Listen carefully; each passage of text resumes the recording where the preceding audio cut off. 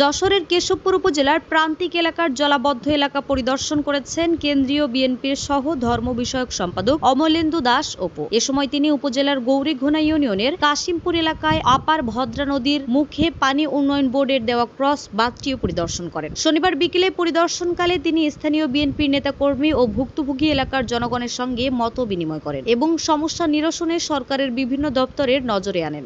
প্রশাসনের কাছে আমি দৃষ্টি আকর্ষণ করছি অনতিবিলম্বে এই খালটি যেখান থেকে খনন করা হয়েছে এটার গভীরতা করে এখানে একটা স্থায়ী সুইচ গেট নির্মাণ করবার জন্য আমি প্রশাসনের কাছে আহ্বান জানাবো।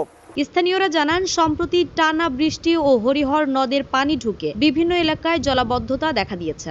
বিশেষ করে আগে থেকেই হরিহর নদের তলদেশে পলি জমে ভরাট হয়ে এবং কচুরিপানা এ জলাবদ্ধতার অন্যতম কারণ। এছাড়াও উপজেলার গৌরীঘোনা ইউনিয়নের কাশিমপুর এলাকায় আপার ভদ্রা নদীর মুখে পানি উন্নয়ন বোর্ডের দেওয়া ক্রস বাঁধের কারণে জলাবদ্ধতা বেড়েই যাচ্ছিল। তবে এলাকাবাসীর দাবির মুখে ওই ক্রস বাঁধটি কেটে দেওয়া হয়েছে। জলাবদ্ধ এলাকা পরিদর্শনকালে উপস্থিত ছিলেন কেশবপুর পৌর যুবদল আহ্বায়ক গোলাম মুস্তফা, সুফলাকাটি ইউনিয়ন বিএনপির সাবেক সাধারণ সম্পাদক ফারুক আহমেদ, গৌরীঘোনা ইউনিয়ন বিএনপির সাবেক সাংগঠনিক সম্পাদক মনিরুজ্জামান মনু, বিএনপি নেতা শাহাবুদ্দিন বাবলু, ইউনুস আলী, কৃষক দল নেতা মজনু সহ বিভিন্ন পর্যায়ের নেতৃবৃন্দ।